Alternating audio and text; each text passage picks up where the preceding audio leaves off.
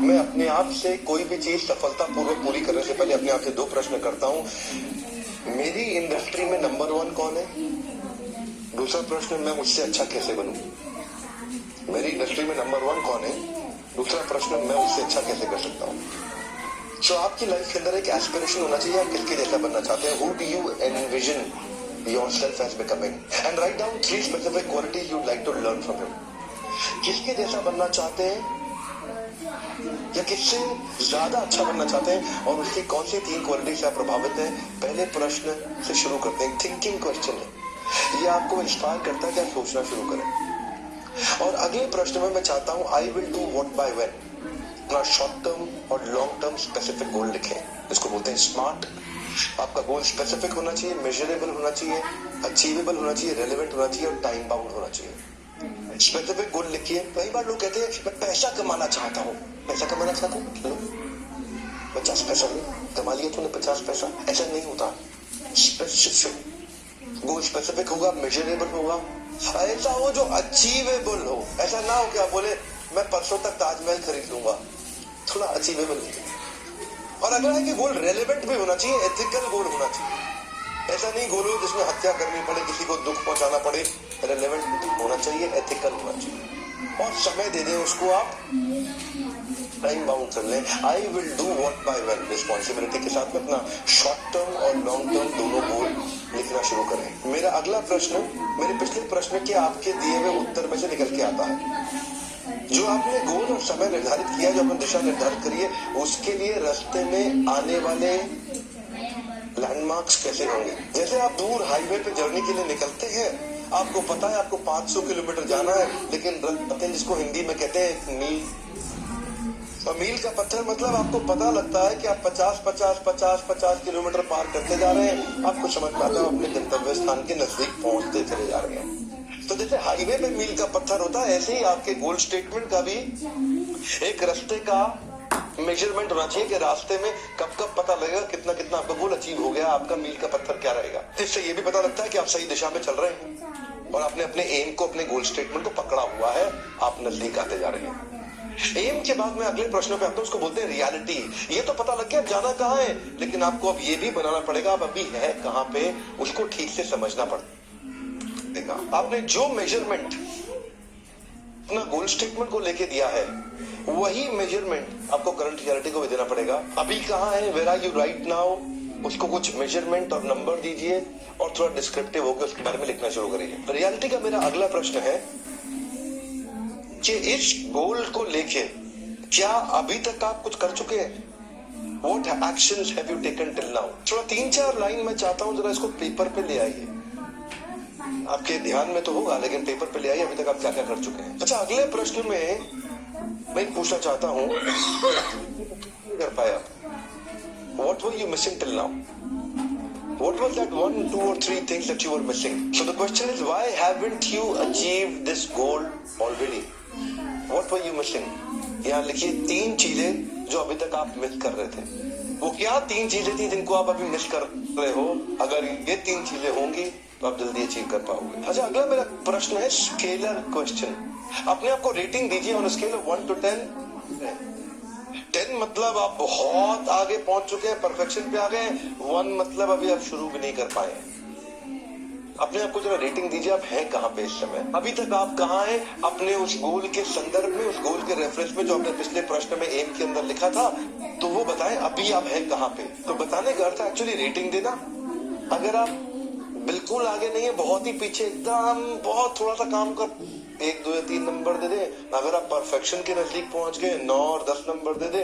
कहीं अगर बीच में है तो आप कुछ और सेलेक्ट कर सकते हैं क्या नंबर देंगे। करंट रियलिटी को और अच्छे से समझने में कोई 2-3 लोगों के नाम मैं चाहता हूं आप लिख दें जो इस प्रकार का गोल अचीव कर चुके हैं। थोड़ा उनके बारे में सोचेंगे, उनका नाम लिखेंगे तो उससे भी आपका इंस्पिरेशन लेवल बढ़ेगा। अब मैं चाहता हूं आप अपना डीलो बनाएं। डीलो होता है day in life of. DILO, DILO, day in life of. इसका अर्थ हुआ अपना एक एवरेज शेड्यूल लिखे। नॉर्मली रोज आप सुबह से शाम तक करते क्या है, अपने एक एवरेज दिन का शेड्यूल लिख डालें सामने और उसके बाद लिखें और सर्कल कर लें क्या क्या चीजें ऐसी हैं जो आपको नहीं करनी चाहिए थी, आप गलती कर रहे हैं जिसके कारण आपकी प्रोडक्टिविटी नीचे आ गई है। इसको बोलते हैं D low. A day in life of, average day कैसा चलता है आपके जीवन में। कुछ लोग होते हैं उनका एवरेज डे क्या होता है, सुबह उठते ही टॉयलेट जाना, ब्रश करना, नहाना धोना, सीधा खाना खा के और नाश्ता करके ऑफिस पहुंच जाना, और ऑफिस भी 3-4 तरह के काम में उनको बहुत समय लगा देते हैं। एक आप में से कुछ लोग ऐसे भी होते हैं जिनका दिन हर रोज अलग अलग तरीके से चलता हो, हर रोज थोड़ा अलग अलग हो, फिर भी एक एवरेज दिन को यहाँ लिखने की कोशिश करें, जिससे थोड़ी आपको मदद मिले ये समझने में कि आजकल आप किधर अनप्रोडक्टिव एरियाज में अपना समय खराब कर रहे हैं। देखिए मुझे पता है आप में कई लोग जो है ना वो दिमाग में रखते हैं आंसर्स को, लेकिन लिखते नहीं है। लिखेंगे नहीं ना तो सामने अगले प्रश्न में आपको मदद नहीं मिलेगा। इसको ठीक से प्रैक्टिस करना होगा आपको। अब मेरा अगला प्रश्न है, जो गोल स्टेटमेंट आपने लिखा है ना, उस गोल स्टेटमेंट से संबंधित आपकी सबसे बड़ी सिग्नेचर स्ट्रेंथ है क्या? कुछ आपकी आजकल गलतियां कमजोरियां तो आपने पिछले क्वेश्चन में देखी, लेकिन आपकी कुछ ताकत भी तो होगी ना, कुछ आपकी स्ट्रेंथ्स भी होंगे। हो सकता है आप उसका इस्तेमाल कर रहे हो सकता है ना कर रहे हो। तो अपनी सिग्नेचर स्ट्रेंथ को आइडेंटिफाई करें। अपनी 5 सबसे बड़ी ताकतें जो आपको मदद कर सकती हैं गोल को अचीव करने में, उनको यहाँ लिखें। Write down those 5 signature strengths that can contribute to help and support you to achieve those goals. इससे आपके कई छुपे हुए पोटेंशियल है ना, ये सोचने से बाहर निकल के आ जाएंगे।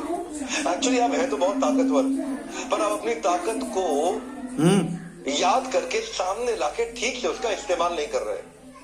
हनुमान को भी उनकी ताकत को याद दिलाने में जामवंत ने मदद करी। मैं जामवंत तो नहीं हूं, लेकिन एक ऐसा रोल निभाने का प्रयास कर रहा हूं कि आप में ताकत वास्तव में असीमित है।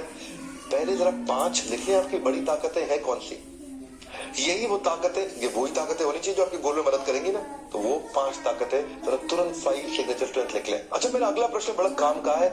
Out of these 5 signature strengths that you have written, which one of them are those which you are not using at the moment? इनमें से कौन सी ऐसी ताकतें जो आप इस्तेमाल नहीं कर रहे हैं? तो अगले प्रश्न में सब 5 को नहीं लिखना, वही 1 या 2 को आपको लिख के लाना है।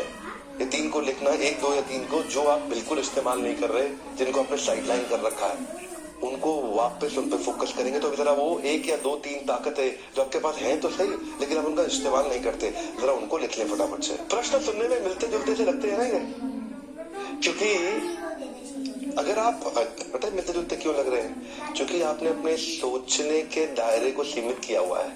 हर प्रश्न के बाद आप वही सोचने लग जाते हैं, इसलिए आपको लगता है उत्तर मिलते जुलते हैं। एक थोड़ा सा अलग प्रश्न और है। कई ताकतें हैं जो आपने पहचान ली, लेकिन कुछ आपको लगातार सफलता भी दे रही है। सबका आपने इस्तेमाल सबका नहीं किया। 1 या 2 जिसने आपको ज्यादा सफलता दी है। Question is what has contributed to your success so far, what has worked well for you so far. आज तक आपको कुछ ताकत नहीं, यहाँ तक लेकर क्या है। पिछले प्रश्न में मैंने पूछा था कौन सी ऐसी ताकतें हैं जिनको आप बुलाए बैठे हो। इस प्रश्न में ये थोड़ा फर्क प्रश्न है। ये प्रश्न है कौन सी ताकत ने आपको चाहे छोटी सफलता मिली है, लेकिन किस ताकत से मिली है, बड़ी मिली है, किस ताकत से मिली है, तो वो भी लिख लें। इस तरह के सारे प्रश्नों से करंट रियलिटी के थिंकिंग क्वेश्चन है सारे।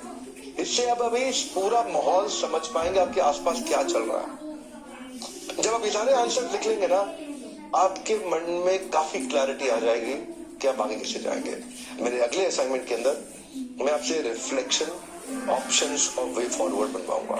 रिफ्लेक्शन और ऑप्शंस में हम स्ट्रैटेजी बिल्ड करेंगे, और वे फॉरवर्ड में हम objective based action plan build कर लेंगे। यकीन मानिए ये प्रश्न बड़े साइंटिफिक है। इन प्रश्नों के बारे में डिटेल में अभी मैं दूसरी वीडियो प्ले कर रहा हूँ। एक्चुअली ना एरो पार्ट 1 एंड 2